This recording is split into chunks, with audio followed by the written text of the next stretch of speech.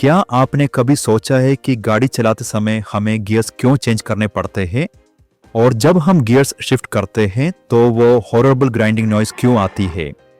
इस वीडियो में हम एक्सप्लेन करेंगे कि कार्स में ट्रांसमिशन की जरूरत क्यों होती है और ये समझने के लिए हम क्लच और मैनुअल ट्रांसमिशन का वर्किंग प्रिंसिपल देखेंगे। इस वीडियो के पहले भाग में हमने कार इग्निशन सिस्टम को डिटेल में समझा था। अब हम देखेंगे कि गाड़ी चलाने के लिए हमें क्या करना पड़ता है। मान लीजिए गियर स्टिक को न्यूट्रल में डाला गया है, मतलब अभी कोई गियर एंगेज नहीं है। गियर रेशियो चेंज करने से पहले हमें क्लच पेडल जो लेफ्ट साइड में होता है को पूरा दबाना पड़ता है। इस पेडल का पर्पस है व्हीकल की स्पीड को कंट्रोल करना क्लच प्लेट को पार्शियली एंगेज करके। ये क्लच प्लेट एक मैकेनिकल डिवाइस है जो एक या एक से ज्यादा फ्रिक्शन डिस्क से बनी होती है और इन्हें आपस में टाइटली प्रेस किया जाता है। ये प्लेट अलाउ करती है कि फ्लाई व्हील और क्रैंकशाफ्ट धीरे धीरे गियरबॉक्स के साथ कंबाइन हो या फिर डिसएंगेज हो जाए।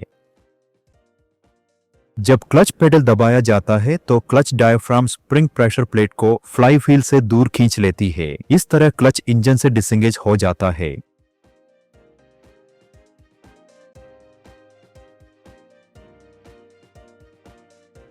अब क्लच पेडल दबाकर रखते हुए हमें ड्राइव स्टिक को इस पोजीशन में डालना होता है, जैसा कि इस एनिमेशन में दिख रहा है। शिफ्ट स्लीव हब जो शाफ्ट से फिक्स्ड है से स्लाइड होकर फर्स्ट गियर के सिंक्रोनाइजर कोन तक जाती है। अब जब फर्स्ट गियर सेलेक्ट हो गया है तो हमें क्लच को धीरे धीरे रिलीज करना है और साथ ही हल्के से गैस पेडल दबाना है। ऐसा करने से इंजन दोबारा गियर बॉक्स से कनेक्ट हो जाता है और वाहन आगे मूव करना शुरू कर देता है। क्लच पेडल गियर्स शिफ्ट करने में बहुत इंपॉर्टेंट रोल प्ले करता है। अगर हम बिना क्लच यूज किए गियर्स चेंज करने की कोशिश करें तो गियर टीथ और शिफ्ट स्लीव की टीथ आपस में ठीक से अलाइन नहीं होंगी। ऐसी सिचुएशन में कार से वही ग्राइंडिंग नॉइज आने लगती है, लेकिन इस बारे में हम थोड़ी देर में डिटेल से बात करेंगे। अब चलिए फोकस करते हैं मैनुअल ट्रांसमिशन की वर्किंग पर। इंटरनल कंबशन इंजन में एक लिमिटेड आरपीएम बैंड होता है जिसमें इंजन अपना पीक टॉर्क प्रोड्यूस करता है। इसी रीजन से ट्रांसमिशन हमें यह कंट्रोल देता है कि ड्राइव व्हील्स तक कितनी स्पीड और टॉर्क पहुंचनी चाहिए। यह कंट्रोल हम डिफरेंट ड्राइविंग कंडीशंस में अलग अलग शिफ्ट रेशियो सिलेक्ट करके करते हैं, चाहे कार स्पीड अप कर रही हो या स्लो डाउन।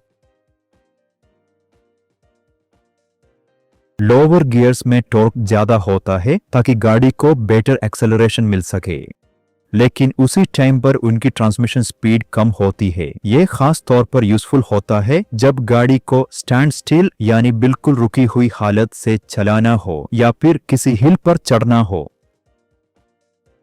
दूसरी तरफ हायर गियर्स में ट्रांसमिशन स्पीड ज्यादा होती है और टॉर्क कम हो जाता है। इसका रिजल्ट ये होता है कि एक्सेलरेशन कम मिलती है, लेकिन ये यूजफुल है जब हमें रोड के किसी स्ट्रेट सेक्शन पर कांस्टेंट स्पीड से ट्रैवल करना हो। जब इंजन रनिंग कंडीशन में होता है और हमें गियर्स चेंज करने होते हैं तो मेन शाफ्ट गियर्स में एक सिंक्रोनाइजर कोन टीथ अरेंजमेंट लगाया जाता है। सिंक्रोनाइजर रिंग का काम होता है गियर्स की स्पीड को शाफ्ट की स्पीड के साथ मैच करना। सिंक्रोनाइजर रिंग हब के साथ घूम सकती है, लेकिन साथ ही ये एक्सियली यानी लंबाई की दिशा में स्लाइड करने के लिए फ्री होती है। जैसा कि हमने पहले भी कहा था, अगर हम बिना क्लच यूज किए गियर्स चेंज करने की कोशिश करते हैं तो गियर टीथ और शिफ्ट स्लीव की टीथ मिसअलाइन हो जाती है और तभी अचानक वो ग्राइंडिंग नॉइज सुनाई देती है। असल में बिना क्लच दबाए फ्लाई व्हील अभी भी ट्रांसमिशन से जुड़ा रहता है और उसे एक स्ट्रॉन्ग एक्सटर्नल फोर्स देता रहता है। ऐसी सिचुएशन में सिंक्रोनाइजर्स के पास इतना टाइम नहीं होता कि वे गियर्स की स्पीड को शाफ्ट की स्पीड के साथ मैच कर सके।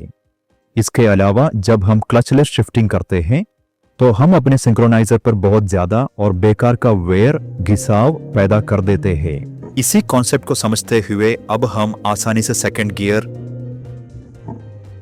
थर्ड गियर, फोर्थ गियर और फिफ्थ गियर में शिफ्ट कर सकते हैं। लेकिन रिवर्स गियर की कॉन्फ़िगरेशन थोड़ी अलग होती है।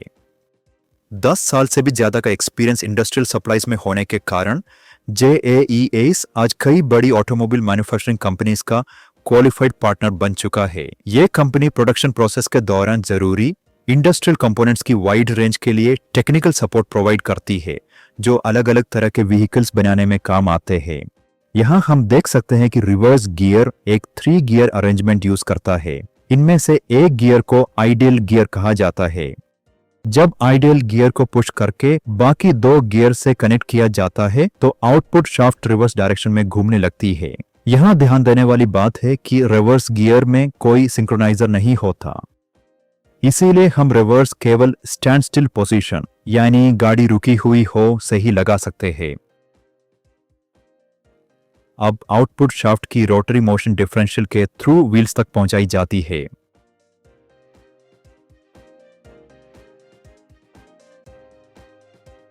नेक्स्ट वीडियो में हम एक्सप्लेन करेंगे कि कर्व्स पर गाड़ी कैसे ड्राइव करनी चाहिए और स्टीयरिंग सिस्टम कैसे काम करता है।